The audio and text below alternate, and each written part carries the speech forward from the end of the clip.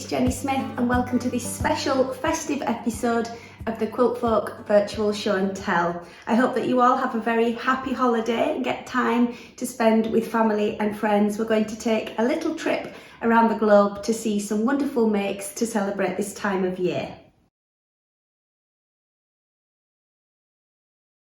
Hi, my name is Ciara and I live in Dublin, which is the capital city of Ireland.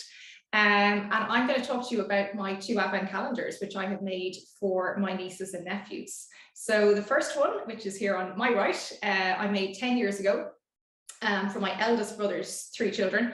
And then the other one here I made last year for my second brother's 3 children. And the reason that I decided to make it, first of all, was actually to pass on stories from my parents, so from grandparent to grandchild. I had never done any quilting before I made the first one 10 years ago, and that actually inspired me to get into quilting after that.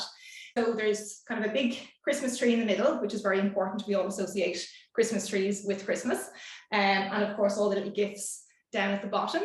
And then there's kind of a night sky. I'm not sure if you can see Santa Claus just there in silhouette, just passing through the night sky. And then 2 sides to it. So one is kind of the snowy, white Christmas kind of part of it. And then the other part is the more traditional kind of nativity. And we even have the little 3 kings here on their way up through the desert to get to Bethlehem. So the idea is they come together as a family, they read the little story for that day, and then they find the piece. So when my mom was a little girl, her mother would always make the Christmas pudding, and her siblings would all come together when the Christmas pudding was being made. And it was very important that everybody stirred the bowl of the mixture and made a wish, and then all their wishes would come true for the following year. And then it was always very traditional to pour brandy or whiskey on top of the pudding and set it alight, which is always a fun part of Christmas as well. So there's a little story about my dad, so their granddad, who lived in the west of Ireland, and they were surrounded by holly trees. So his family used to go and collect the holly from around their house, and then they would hang it in garlands from the ceiling or from the walls or whatever. So there's a little piece of holly with the little berries, and then that will go into the corresponding pocket in the advent calendar. In Ireland, it's very traditional, or would have been very traditional, for people to place a candle in the window. And that could have been, in a jam jar. It was often actually put into a turnip, like a swede, which is a kind of a root vegetable. And the idea is that you're lighting the way for Mary and Joseph as they're finding their way to Bethlehem. That's the story behind it. And it was a lovely tradition, particularly in very rural areas where there wouldn't be a whole lot of light. And you'd see all the lovely candles in the window. This is the first 4 notes, believe it or not, of Silent Night, but it's in Irish. So Ihe Hume. Then this is another Irish one. So on the day after Christmas, what you would call Boxing Day, we call St. Stephen's Day. And in rural areas in Ireland particularly, it was very traditional to hunt the ran, or the wren, the little bird, the wren bird. Now, when I say hunting, it was literally to catch a bird live in a little cage, and then you would carry it around to all of the different houses in your area, and they would sing, and they would play music, and they would tell stories. And it was a very traditional way to catch up with all of the people in your area who had travelled home or who were just home for Christmas.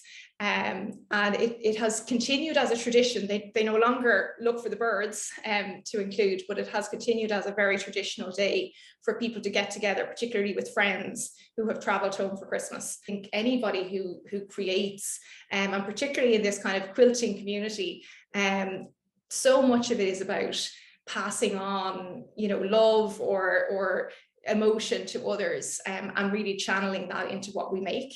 And it's just a really special way to be able to pass that on to others. Nollaig Chonah, happy Christmas. Nollaig Chonah Díobh is happy Christmas to you all. I'm Leisa and I live in Austin, Texas, but I'm from Liverpool, England. And we usually go home to Liverpool at Christmas because all my family's there, and we are going this Christmas, but still we always get a tree. Usually get it sort of around Thanksgiving, and we put up a real tree, and we have lots of ornaments that the kids have made, you know, all the nursery school ones, the really heavy ones that make the branches fall right down because they're made out of Play-Doh or whatever. But I always try to make every year at least one ornament to go on the tree, to sort of, when you look back and put them on, to think, oh, this one was from 2021. So this is one I made last year using a pattern called Love Letters Home. And I made this one using oak shot and some Liberty Tunnel lawn that was in my stash from a while ago. And I just love this. And it reminds me of 2020 because the pattern was Love Letters Home. And I couldn't get back home to Liverpool that year. So I made these actually for all my family members and posted them off so they all had a little Christmas ornament to remind them of me. So send some love home. I couldn't resist this fabric, the New Liberty stamped with love, and it had this envelope printed on the fabric, and it was just called out to be made into a little ornament. So that's one I made. You can read, it's got the Liberty address on. So that's new for this year. And then I had loads of little scraps left over from cutting up. When I started a bolt of fabric, I cut the ends and I cut off all the edges. So I have lots of little strips. So I just made that into a stripy little stocking because I don't like to throw anything away. And then the last one I made was actually, it's an EPP one, and Suzanne Campion had made one and she showed it to me. In fact, she had it around her ear on a Zoom we did, messing around. And it's just little hexies.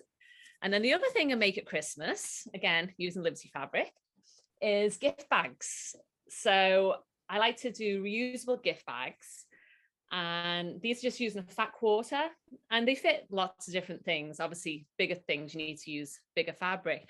But these came about because my sister-in-law, her family always made these, and they've been making them for like 30 years.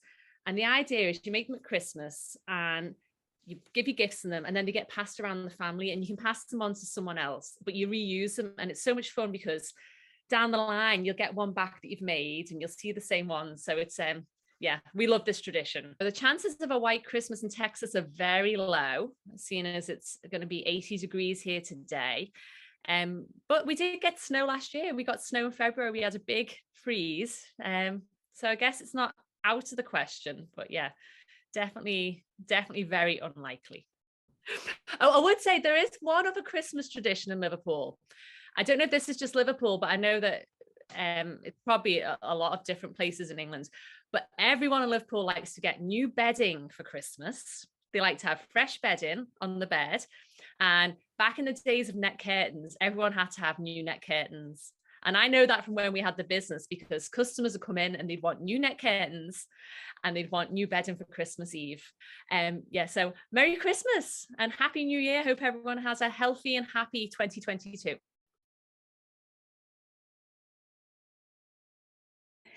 As the sun rises here in the UK, the sun is setting with Emma over in Korea. So we're going to find out about her beautiful quilt on the wall behind her. This is actually the first Christmas quilt of mine. Design actually, initially the design is, I got the hint from Ryan Spooner's Hawaiian t-shirts actually. There's a very famous Hawaiian t-shirts brand. So I browsed the internet and I got the hint of it. So it looked very complicated because it's a print, but I have to do it in applique. So I draw it on my laptop first, and the rest of it have to be adjusted by my hand. The first image that I got from it was, what is it? So I didn't know what is actually came from, but after I did it, after I finished my applique, I felt like it looks like a flower, but at the same time, it looks like ice flakes, snowflakes. So when I started to make quilting lines over my applique, I felt like it had to be expressed in the shape of snowflakes. If I have to pick one point, it makes a Hawaiian quilt. I think the flower, the red flower, is kind of symbolic one to make it as a more than just the original traditional Christmas quilt, but Christmas quilt in Hawaiian quilt version. Yes. I started to learn and start quilt like 3.5 years ago.